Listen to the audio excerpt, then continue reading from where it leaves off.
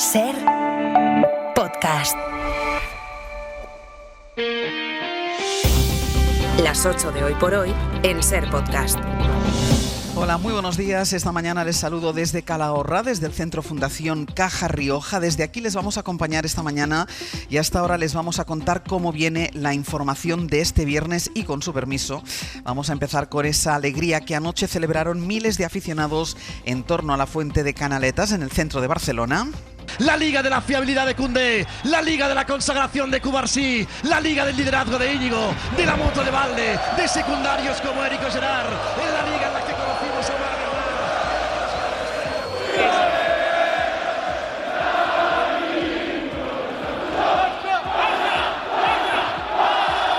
La fiesta, que se alargó varias horas después de que el Barça ganara por 0-2 al Espanyol en Cornellà, se encendieron los aspersores en la celebración sobre el césped, mientras Flick se iba llevando a sus jugadores casi a empujones, que después de ganar el Clásico al Madrid decidieron el final de esta temporada.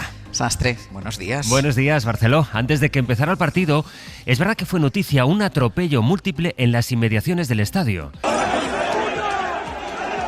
Los Mossos apuntan a un accidente. En las imágenes se ve el coche detenido rodeado de una multitud. La conductora arranca en ese instante y se lleva a quienes tiene por delante. Hay 13 personas heridas leves. El Barça certificó en Cornellà la victoria de una liga que ha consagrado la apuesta de Flick y el talento joven de una plantilla que encarna sobre todo la figura de Lamine Yamal. Sampe, buenos días. Buenos días, Ángels, que ya es un jugador consagrado en el presente, uno de los candidatos a llevarse, por cierto, el próximo Balón de Oro, pero que tiene un futuro brillante para él y para los culés, pero escalofriante para el resto. Un plantel que en verano apenas se reforzó con la llegada de Dani Olmo, que cambió la leyenda de la casa como era Xavi por la incógnita de Flick, y que se enfrentaba a un Madrid que venía de llevarse el doblete y de postularse como el gran favorito, sobre todo tras sumar a sus filas a Mbappé. Flick supo coger aquellos brotes de la Masía como eran Lamine Yamal, Cubarsí, Firmino, Marc Casado y convertirlo en un grupo que ha arrasado, descarado, sin miedo, insultantemente joven, que parece estar jugando un viernes por la tarde en el Parque del Barrio más que en el fútbol profesional, y que el director deportivo pasa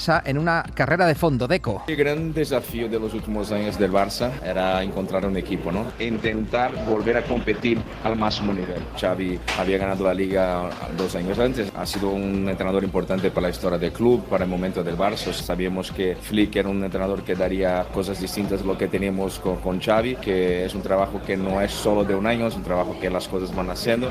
Pues los culés que anoche, como decíais, empezaron a celebrar el título en la Fuente de Canaletas van a poder seguir haciéndolo hoy con la típica rúa de celebración. Lo ha pedido la propia plantilla. Partirá el bus descapotable a las 6 de la tarde del Palau Blaugrana, paseando los 3 títulos por las calles de Barcelona. Está previsto que finalice en el Arco del Triunfo sobre las 9:30 de la noche.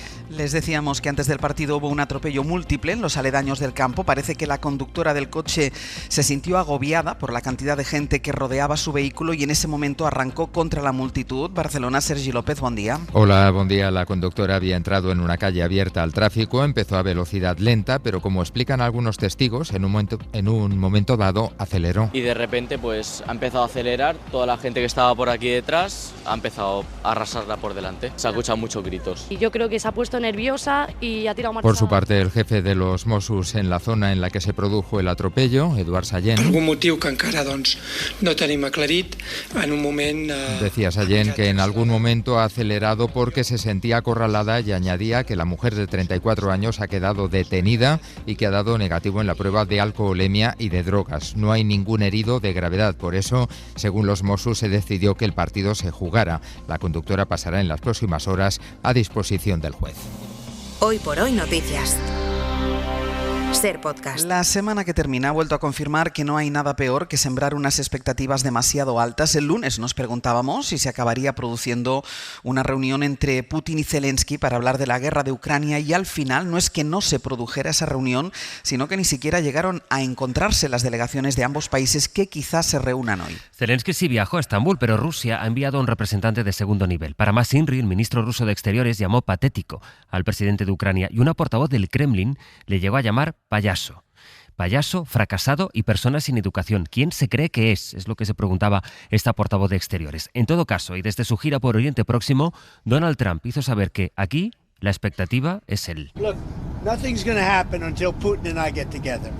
No va a pasar nada hasta que Putin y yo nos reunamos, dijo.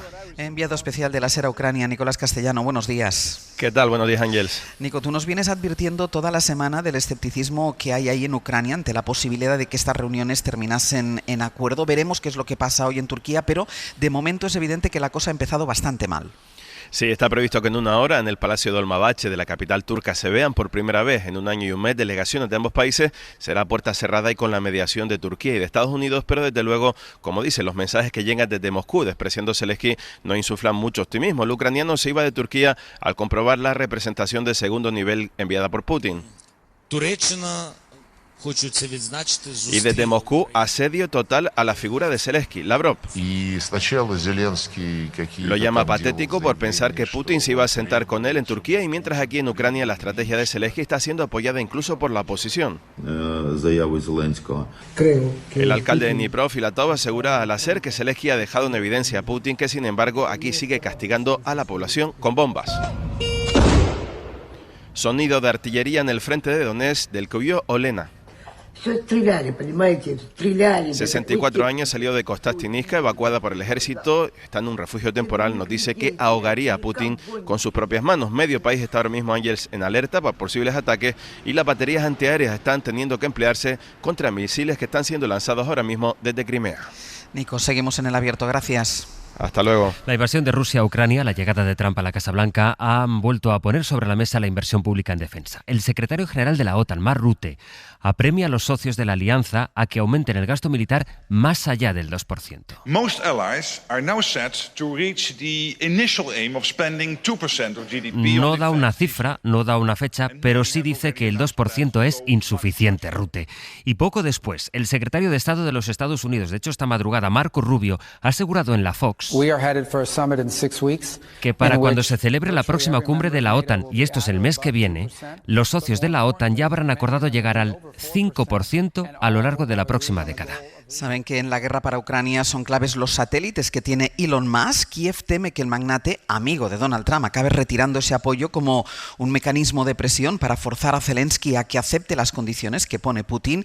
En ese escenario les podemos adelantar esta mañana que la empresa española Hispasat estudia dar cobertura al ejército ucraniano con uno de sus satélites para evitar que sus tropas se queden a oscuras si Musk les retira el acceso al sistema Starlink, que es una información de Javier Bañuelos. Buenos días. ¿Qué tal? Buenos días. Sí, sin Starlink, las fuerzas armadas ucranianas estarían incomunicadas en el campo de batalla, mudas, aisladas, incapaces de utilizar su tecnología 5G para repeler los ataques del ejército ruso. Su dependencia es absoluta y eso Elon Musk lo sabe. Por eso la Comisión Europea ha pedido a empresas españolas como Hispasat que ayuden a Ucrania ante un posible apagón. Su consejero delegado, Miguel Ángel Panduro, avanza a la SER que van a dar ese paso. Ucrania necesita capacidades que estén hoy volando. Estamos planteando mover algunas capacidades que tenemos en órbita sobre su territorio, de forma que le puedan ayudar en caso de que en el futuro Starlink tenga dificultades. Porque las está teniendo. Los ataques rusos están haciendo mella en los satélites de Elon Musk. Starlink está sufriendo interferencias intencionadas del otro bando para atacar. Europa, de hecho, trabaja ya para desbancar a Starlink con un proyecto de más de 10.000 millones de presupuesto que no estará listo hasta 2030.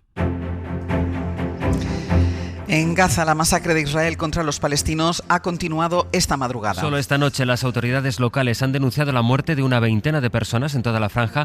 Van más de 140 en las últimas 24 horas. Y todo eso en el día de la Nakba, cuando los palestinos rememoran la expulsión de miles de ellos de sus hogares. Pablo Morán, buenos días. Hola Ángels, buenos días. Es evidente que Netanyahu ha aumentado la intensidad de los ataques, coincidiendo con la gira de Trump por Oriente Próximo, gira en la que Trump lo ha ignorado. Sí, se ha limitado a evocar el sueño que tiene para Gaza. Convertirla en un territorio de libertad, en referencia a su plan para tomar el control de la franja y montar allí un resort. No hubo referencias directas de Trump a las matanzas de las últimas horas, que, como dices, han continuado esta madrugada. Con esta ofensiva que Israel inició el miércoles, se superan de largo los 53.000 palestinos asesinados desde el inicio del asedio hace más de año y medio, una cifra mayor si sumamos los desaparecidos. Israel, al que Trump ha dejado al margen del rediseño de sus relaciones en la región, ignora con estos ataques las presiones de la Casa Blanca. Ayer mismo intervino el secretario de Estado, Marco Rubio, con llamada a Netanyahu, que desprecia las negociaciones que se han retomado justo esta semana también en Doha y con la intervención de la propia administración Trump. Egipto y Qatar, los mediadores, han condenado las últimas matanzas, pero pocos más lo han hecho. Más que conmoción, el resto del mundo está encajando estas matanzas con indiferencia. Hasta luego, Pablo. Hasta luego. Hoy por hoy noticias. Ser Podcast. Publica esta mañana el diario.es que la Fiscalía de Valencia ve delito en la filtración de la conversación que tuvieron el día de la Dana una técnica de la EMET, de la Agencia de Meteorología, y una técnica de emergencias de la Generalitat. Quizá recuerden ese pasaje, el propio Carlos Mazón, otros miembros de su gobierno compartieron en redes sociales un fragmento de la conversación. Compartieron solo una parte en la que se daba a entender que la Agencia de Meteorología estaba relativizando la alerta. A ver, ya en principio no vamos a marearos con más avisos. Compartieron solo esta parte, donde se oía a la trabajadora de la EMET decir no os vamos a marear con más avisos, pero solo era un fragmento. Luego pudimos escuchar la conversación completa, la publicamos, por ejemplo, aquí en la SER, también en otros medios, y en la conversación íntegra, sin sesgarla, se escuchaba a la meteoróloga predecir que a las 3 de la tarde iba a empezar lo peor y decir que la alerta la iban a mantener, la alerta roja. La EMET denunció esa filtración que luego se compartió de forma sesgada y ahora, según el diario.es, la Fiscalía ve delito y lo va a denunciar ante el juzgado. Todo eso es lo que está investigando la jueza de Catarroja, la que intenta remover la exconsellera Salomé Pradas, pero la magistrada va sumando indicios. Ayer uno de los técnicos de emergencias contó que en el CECOPI se plantearon enviar la alerta a los móviles hora y media antes de cuando finalmente lo hicieron. Esto desmonta lo que le dijo a la jueza la propia Pradas, que justificó en los problemas técnicos el hecho de que se enviara tan tarde ese mensaje. Radio Valencia, Ana Durán, buen día. Buen día. El técnico explicó a la jueza que fue a las 18 de la tarde y 36 minutos cuando le llamó el subdirector de emergencias, Jorge Suárez. Se valoraba ya en ese momento enviar el mensaje. Se conectó entonces para teletrabajar, pero tuvo que esperar hora y media. 3 minutos antes de las 8, Suárez le preguntaba si tenían que pedir autorización a Madrid para enviarlo. El técnico le dijo que no, pero que sí que hacía falta validar ese mensaje, algo que se le solicitó a las 8 y 8 minutos de la tarde, y en solo 3 minutos el S-Alert ya estaba enviado. Esto contradice la versión de Salomé Pradas, como apuntaba uno de los abogados de la acusación, que es Eduardo García Ontiveros. Se contradice totalmente lo que dijo la exconsellera con lo que ha dicho el técnico hoy, sobre todo en horas y sobre todo también en capacidad de redactar y validar el mensaje de S-Alert, porque había gente y técnicos suficientes en el centro de emergencia para hacerlo. El técnico que declaraba como testigo y está obligado a decir verdad. Y la semana de los WhatsApps privados de Sánchez y Ábalos, que ha publicado El Mundo, va a terminar con una nueva polémica, en esta ocasión por la conferencia de presidentes autonómicos que el Gobierno ha convocado para el mes que viene en Barcelona y en la que ha dejado la financiación fuera del orden del día. Y eso ha enfadado a muchos de los territorios. Ana Fernández Vila, buenos días. ¿Qué tal? Buenos días. Sí, el Gobierno quiere que la conferencia de presidentes se centre en el problema de la vivienda y en la formación profesional y universitaria, pero las comunidades ya amenazan una vez más con forzar nuevos temas. Andalucía, Extremadura, Aragón o Castilla-La Mancha reclaman que se hable de financiación, y más teniendo en cuenta que la cita será en Barcelona, donde la Generalitat sigue estudiando cómo desarrollar la financiación singular que pactó con Esquerra para Cataluña. Además, los mandatarios del PP acusan al Gobierno de convocar esta cita solo para desviar la atención de los mensajes entre Sánchez y Ábalos. Hace falta un cortafuego y la gran cortina de humo no es otra que una conferencia de presidente express sin ningún contenido. Un intento fallido de desviar la atención, de que no se falara lo que todo el mundo estaba falando. Esto decían Moreno Bonilla y Rueda. El Gobierno ha convocado a las autonomías el 28 de mayo para cerrar el orden definitivo. Hoy por hoy noticias. Ser Podcast. Y en la agenda del día hoy está convocado el acto de conciliación entre el rey emérito Juan Carlos I y el expresidente de Cantabria Miguel Ángel Revilla, aunque no es obligatorio que ellos acudan. El emérito pide 50.000 euros a Revilla porque dice que le ha injuriado. El caso es que Juan Carlos resulta que no se espera que acuda hoy a ese acto en Santander, pero está en España, está en Sanxenxo desde el lunes en una competición de vela. Y ahora la opinión de la directora del País, la opinión de Pepa Bueno. Pepa, buenos días. Buenos días, Ángels. Buenos días a todos. Se preguntaba el periodista Martín Caparrós en El País este miércoles sobre Pepe Mujica. ¿Por qué lo respetábamos? ¿Qué tenía ese señor lleno de arrugas, el bigotito gris, los pelos y la barba mal cortados? ¿Por qué en un mundo que desprecia a los políticos tantos lo apreciaban? Y se respondía Martín también en forma de pregunta. Quizá porque hablaba un idioma que parecía nuestro idioma. Yo pude entrevistarlo en el año 2015 aquí en la SER, en una edición de Hoy por Hoy desde Córdoba, y hablaba efectivamente un idioma en el que se entendía todo. No hay lenguaje mejor que la verdad, me dijo. Los políticos cometemos errores, claro, pero la gente es mejor de lo que creemos y eso lo perdona. Lo que no perdona es que le engañen. Sencillo, ¿verdad? Más reflexiones sencillas. El pobre africano, decía Mujica, no es un pobre de África, es un pobre de Madrid o de París, porque si no tiene para comer, vendrá. Eso no hay quien lo pare por muchas vallas que se pongan. Su conclusión, la de Mujica, era que necesitamos empezar a reflexionar en la supervivencia de la especie en su conjunto, en todo el mundo, más allá de las fronteras, más allá del mercado. Era el año 2015 y aquí seguimos, sin aprender.